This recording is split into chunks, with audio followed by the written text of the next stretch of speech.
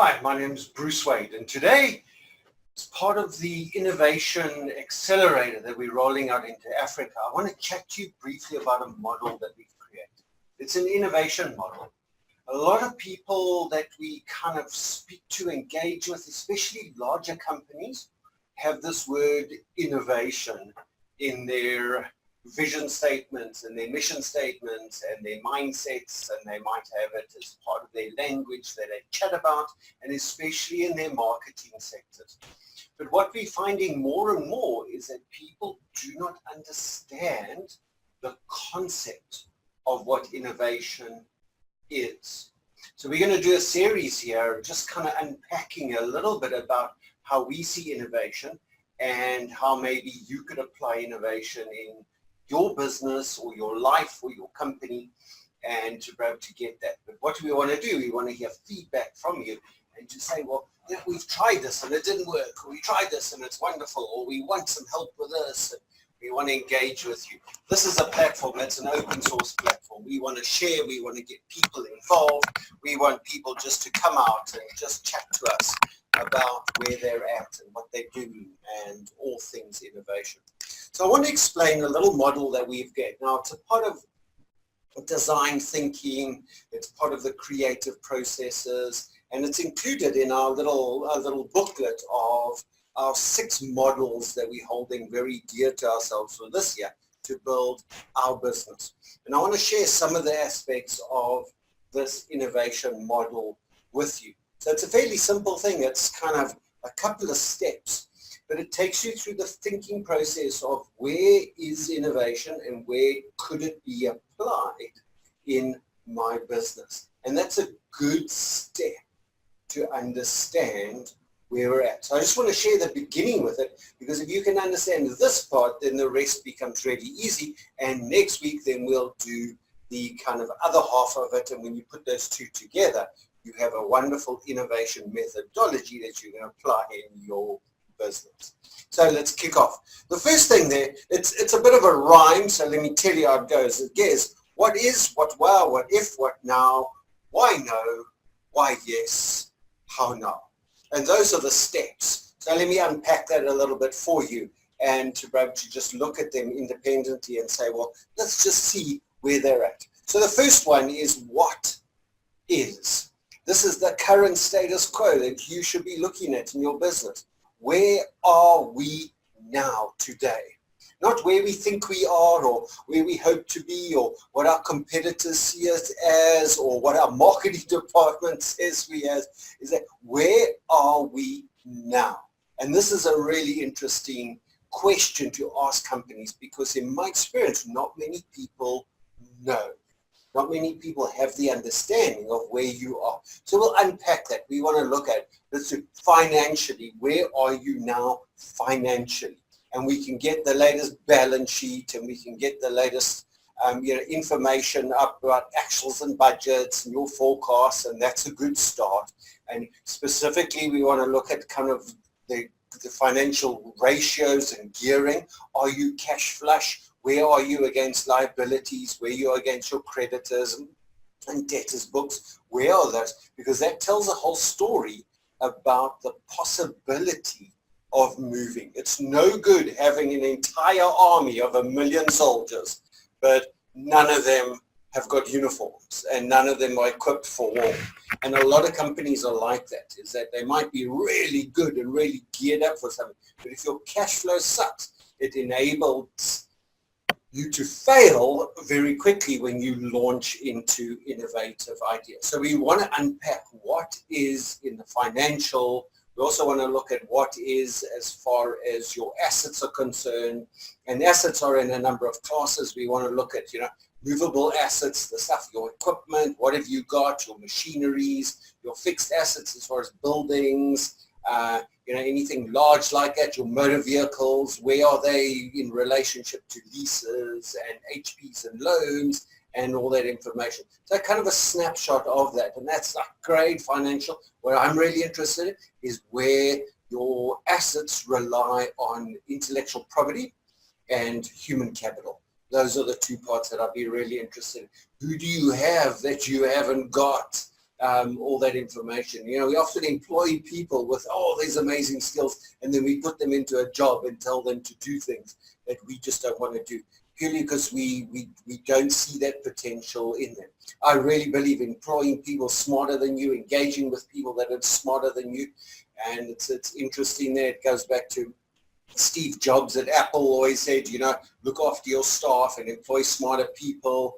You know, the whole Virgin idea is to always employ people to do a job that you can't do, or, you know, and stuff. Drive the company forward by employment, looking at that human capital, the wisdom and the experience, and then learn to exploit it, exploit your assets.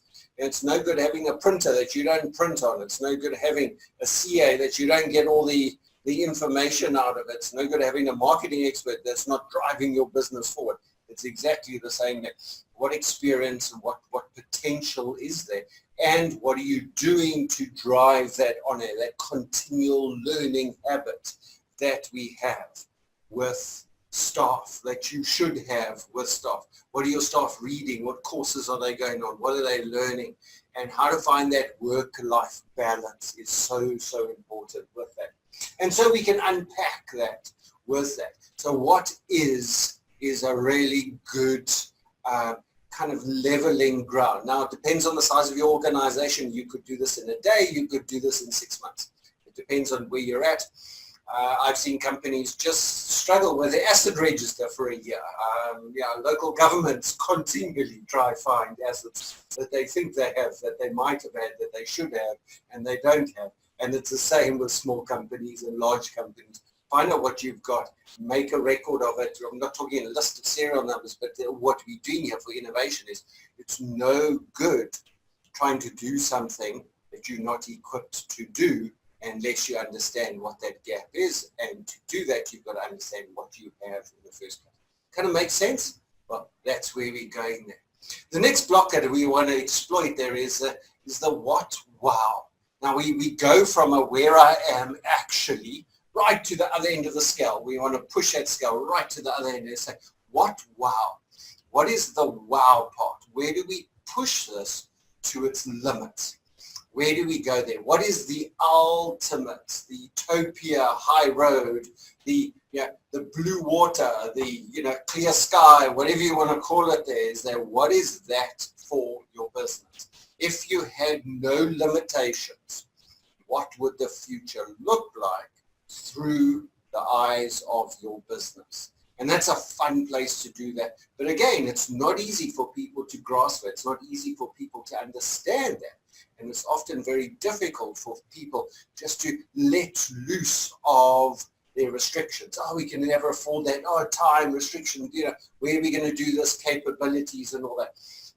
Let that loose and map out a wonderful future. If we had no restrictions, where could we do that? If you're struggling with it, go get a 5-year-old and ask them, because often at the age of 5, we've developed enough creativity and imagination to think creatively, but we're still young enough not to know the fear of restrictions and the fear of self. And it's a lovely age. One of the critical thinking tools is think like a 5-year-old. And it's a really nice engagement. Go watch a couple of 5-year-olds play at a play school. And you'll see their wonderful imagination. The boys playing in the sandpit with their trucks, and they space rockets, and then they're astronauts, and and it's a wonderful place just to see and watch that imagination, limitless, absolutely limitless imagination. And that's where you've got to play.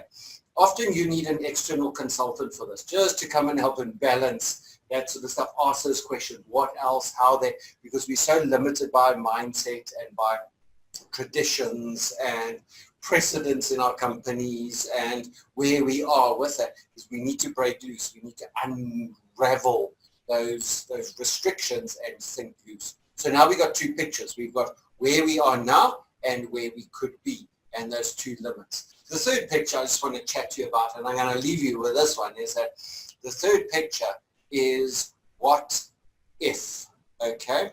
What if we could do that? So you've got your 2 extremes. You've got, here we are now, this is where we want to be, and somewhere in the middle here, we're going to say, what if we could just do that?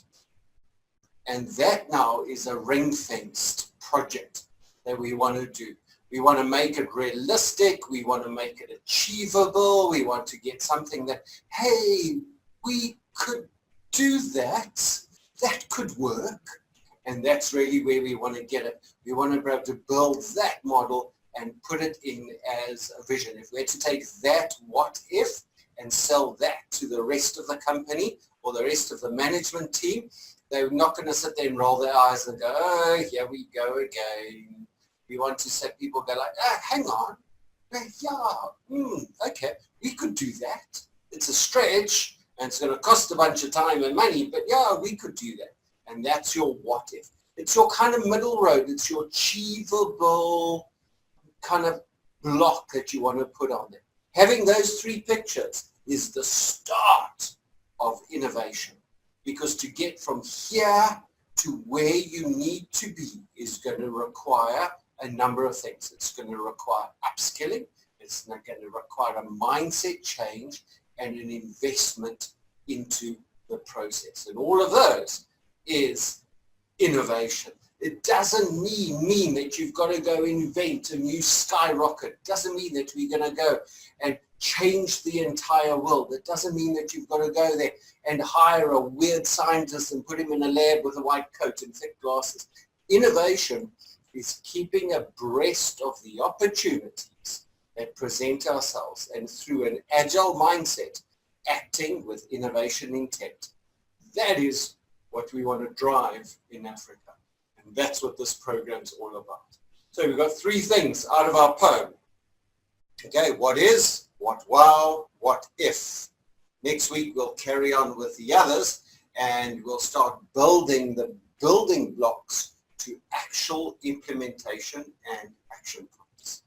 My name's Bruce Wade from EM Solutions, based right here in sunny Cape Town, South Africa. We'll chat to you more. Please engage with me right here on this platform where you find this video, or you can come by our website, emsolutions.co.za.